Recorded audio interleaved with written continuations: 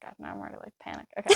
Don't panic. We just did this. I know, but now it's my turn. Okay.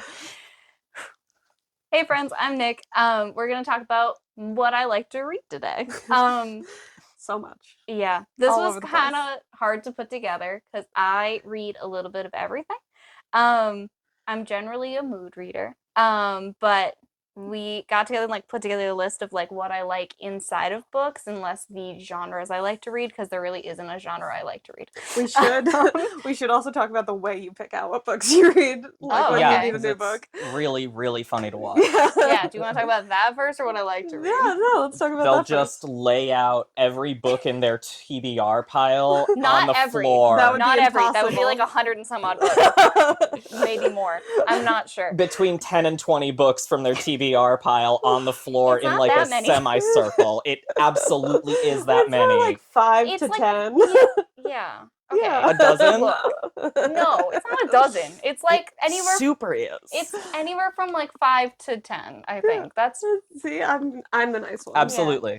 Anyway, but yeah, so it's usually like if I'm reading a series, it'll be like the next book in that series, and then it will be like anything that like draws my eyes when I'm like looking around, and then I'll lay them all out on the floor, and then I'll read the back of them, usually to like a partner, and then I'll like pitch all the books to a partner, and like I'll usually do a first round of like just put things away that don't spark joy if I'm like just reading the back of them.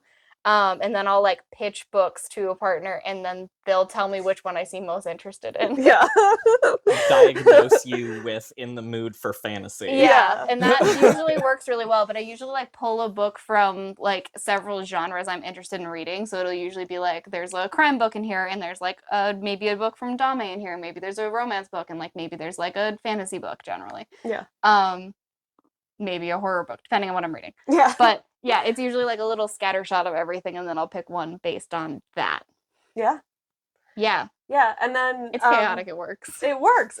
And then like in terms of maybe let's jump to genres. Yeah. Sure. Because fantasy sci-fi is really easy. Just don't explain it to you. That's what you like about a fantasy sci-fi book. The least amount of explainers the book has, the more I'll probably enjoy it. I want like it has to have interesting like characters in it and like particularly smart characters I like that make like interesting decisions or like good decisions. If you're gonna continuously make stupid fucking decisions the entire time, I'm gonna lose interest in you. Absolutely. But like an interesting magic field that you don't explain to me is better. Like characters that just like the tea is magic. I'm doing the magic and move on and don't tell me anything about how it works or the background or who figured it out or anything like that. Oh, the better it is. Like the world building of being like, the sky is purple, it's magic one day a year. Don't worry about it. I love that. I love it every time. Because it just feels very like immersive in the way of like, it's just magic to them. Yeah, they're not, they don't have to explain it because it's what they deal with every day. Yeah. Yeah. Like, I get that. The sea is magic, it's evil, it has horrors in it. Great, awesome, love it, it's beautiful every time. Yeah, and then on the other end of the spectrum, you have like crime and horror. Yeah, I love a good crime and horror because that one's so like, it's such a good reward when it's good and such a bad failure when it's bad.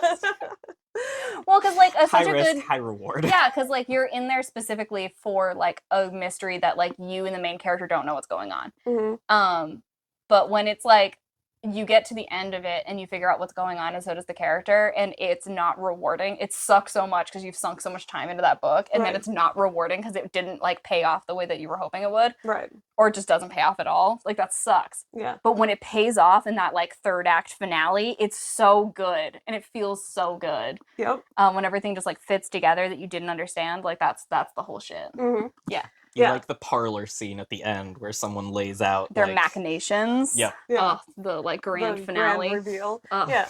And beautiful. Then so like you read a lot of the like other stuff and then like your palate cleansers are like manga, light novels, romance books generally. Yep. That's like your like nice little I just read something about some like horrible shit happening. Yeah.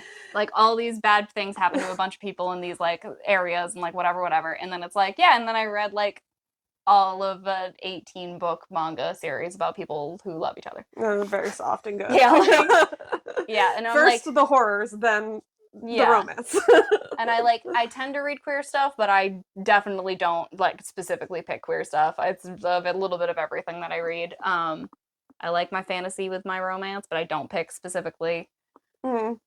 Yeah. Yeah, and you have like if you're going to read a non-fantasy romance, it's usually like fake dating, arranged marriage, Yeah, I have like tropes that I like. or something that's so funny, like something that is I like very when people are so stupid with each other, like, and not in the like making bad decisions and being stupid with each other like that, like a bickering relationship kind something of that they way. have like a fun dynamic that's funny. Yeah, that they're like silly and they like riff on each other a lot. Yeah.